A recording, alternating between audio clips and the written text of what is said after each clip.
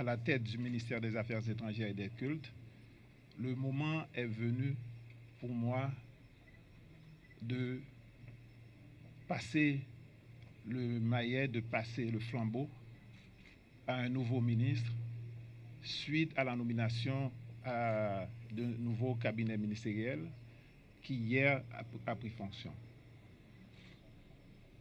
Je suis heureux et content, comme l'a dit le présentateur, que mon successeur est tout comme moi un cadre du ministère des Affaires étrangères.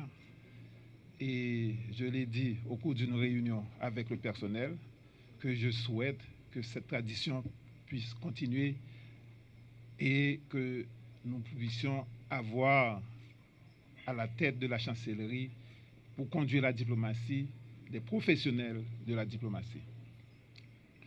Donc c'est un honneur pour moi aujourd'hui d'être là pour cette passation de pouvoir, pour cette entrée en fonction du nouveau ministre. Et je dois dire que mon passage au ministère, ma nomination comme ministre des Affaires étrangères, après 38 ans de carrière dans la diplomatie haïtienne, entrant au ministère comme stagiaire et parvenu jusqu'au rang de ministre, c'est non seulement un honneur, mais je dois dire, c'est une bénédiction, une grâce pour moi. Et je tiens d'abord à remercier Dieu pour ce cheminement qu'il m'a permis de faire. Et jusqu'à présent, il a toujours été la boussole de ma vie, de ma carrière. Donc, tout honneur, toute gloire, c'est à Dieu. Je dois également dire un merci au président de la République, son Excellence Jovenel Moïse, et le Premier ministre Lafontaine, qui m'ont gratifié de leur confiance et m'ont choisi pour conduire la diplomatie. Également, tous mes remerciements au directeur général des Affaires étrangères et au directeur général des cultes qui m'ont soutenu, accompagné et surtout m'ont prodigué des conseils vraiment judicieux et salutaires qui m'ont permis de faire le travail dans des conditions exceptionnelles.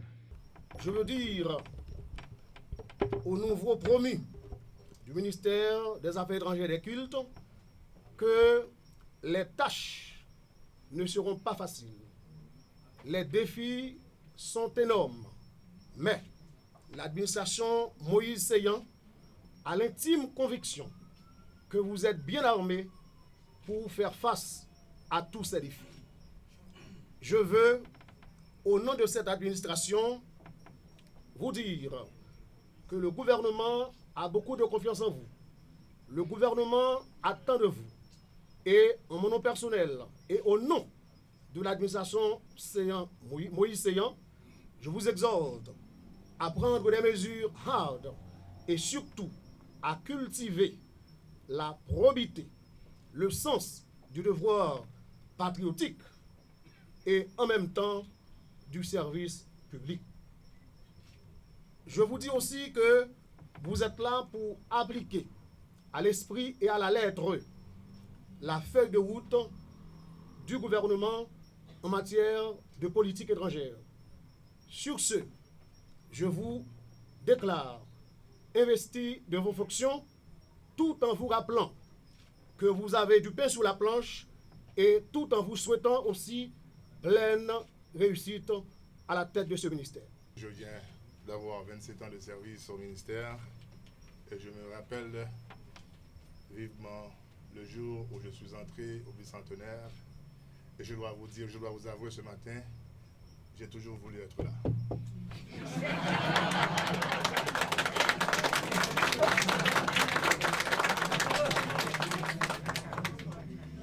C'est pourquoi j'encourage chaque jeune diplomate, jeune du ministère, à caresser ce rêve.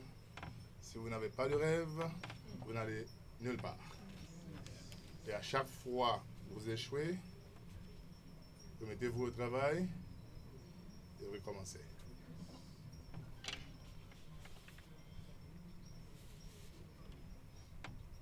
je voulais aussi avoir un mot spécial pour des parlementaires qui sont là. Mon très cher ami, député de Tommaso Paes-Cyprien, qui fut aussi mon directeur de mémoire à la faculté de droit.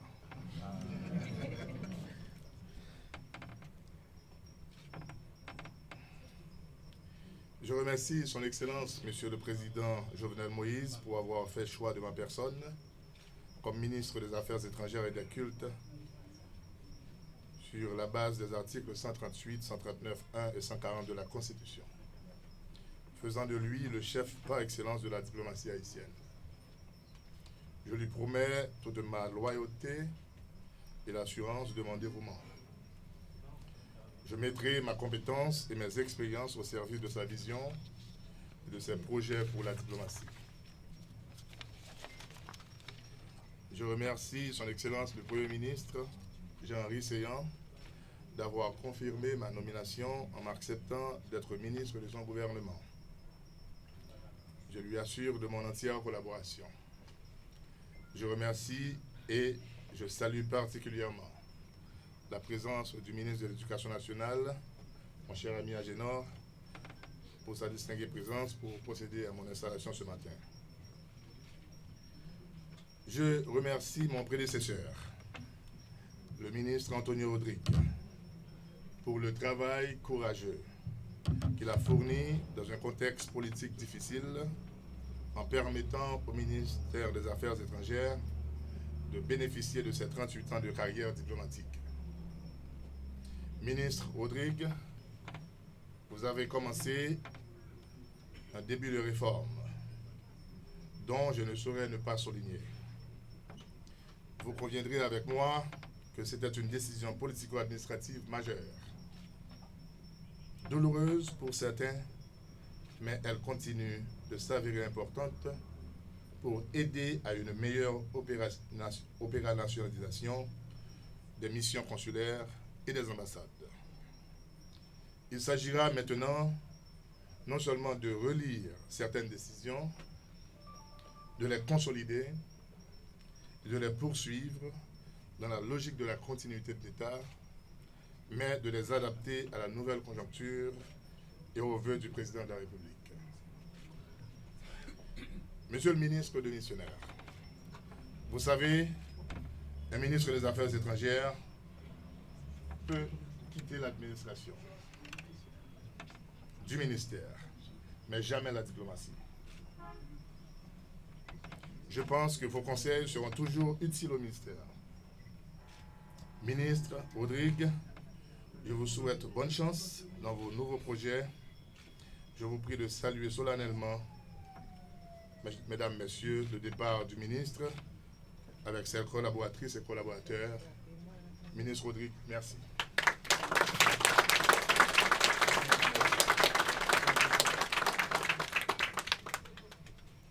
Mesdames et messieurs, en dépit de la réforme engagée par mon prédécesseur, le constat observé montre une disposition des ressources humaines souvent mal gérée et inexploitée.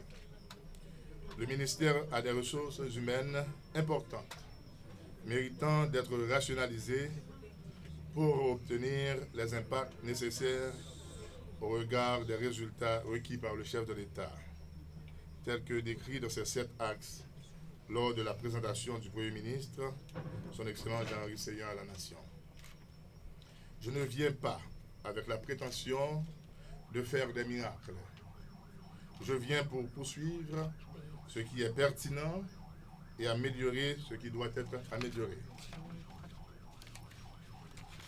Je crois, comme vision, que la diplomatie doit être une diplomatie de sens, c'est-à-dire une diplomatie vue, conçue et articulée pour aider le pays dans le renforcement de ses institutions démocratiques, dans la promotion, la sauvegarde des intérêts d'Haïti, le maintien, la défense et la protection de la dignité du peuple haïtien. C'est le rôle classique des missions consulaires et diplomatiques. Mais au-delà de la doctrine, il faut aller plus loin en rendant l'action diplomatique plus bénéfique. selon une approche anthropologique plus proche du développement humain de la population d'Haïti. Car Haïti a l'indice du développement humain le plus bas dans la région de la Caraïbe. Ainsi pourrait-on se poser la question suivante. À quoi servent nos dépenses pour la diplomatie en Haïti? Quelle diplomatie pour quel pays? Dans cette approche anthropologique de la diplomatie que je propose, j'entends dire que nos investissements humains et matériels, nos rencontres diplomatiques, doivent avoir un projet pour l'homme haïtien en général. Sans quoi il n'y aurait aucun sens d'investir autant de ressources humaines et matérielles dans la diplomatie haïtienne. Soyons objectifs et sérieux avec nous-mêmes. Pourquoi investir autant avec ce que nous ne possédons même pas? Pourquoi alors investir dans la diplomatie si cette diplomatie n'est aucune économie en matière de promotion de l'homme haïtien et de la femme haïtienne? Je plaide donc pour une diplomatie de dividendes qui puisse prendre en compte les enjeux du développement d'Haïti, et c'est ce que j'entends par diplomatie de sens. Que faire? Ou quelle est la stratégie? Pour ce, l'action diplomatique doit tenir compte des besoins du peuple et des défis spécifiques liés aux conditionnalités de la taille de notre développement géopolitique, climatique et économique. Vu le rôle d'axe transversal que joue le ministère des Affaires étrangères dans l'architecture gouvernementale, mon objectif est de mettre les moyens d'action par le biais de la rationalisation de nos services en utilisant toutes les compétences disponibles dans le but d'œuvrer à la croissance économique du pays. Activer les travaux de réforme de normalisation du ministère comme condition normative essentielle en accord avec les commissions des affaires étrangères du Parlement haïtien.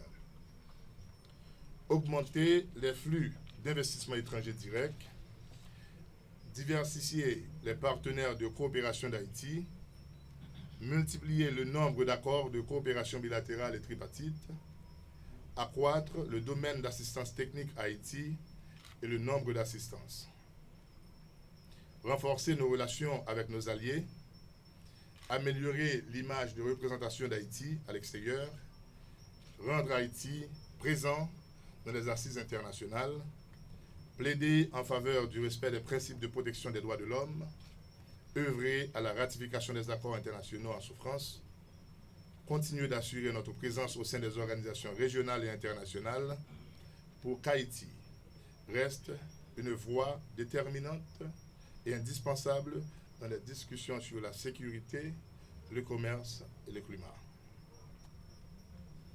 Face à ce dénombrement d'objectifs, une chose qui me tourmente déjà l'esprit, c'est l'ingénierie administrative du ministère. Aucune institution ne puisse bien fonctionner sans une bonne utilisation des ressources humaines en termes de compétences. Nous allons mettre les compétences à la place qu'il faut pour garantir les objectifs dénombrés. Ce faisant, je souhaite vous voir s'engager à travailler collectivement dans l'implication personnelle de vos talents et de vos compétences. J'en appelle à chacune et à chacun des employés internes et externes du ministère. Je vous prie ardemment d'investir vos attitudes et vos aptitudes, sans lesquelles les services du ministère ne trouveront leur dynamisme. Le ministère des Affaires étrangères a un rôle fondamental à jouer dans le relèvement du pays, selon les 7 axes définis par le président de la République et les éléments de discours de la déclaration de politique générale du Premier ministre. Comme stratégie à entreprendre, je reprends pour vous, nous allons affermir nos relations avec les partenaires internationaux, évaluer rapidement l'état des lieux des rapports, enlever, s'il y a lieu, les obstacles d'aujourd'hui, entravant le processus de coopération internationale bilatérale, multilatérale et les organisations internationales dans l'objectif d'un traitement de qualité des dossiers.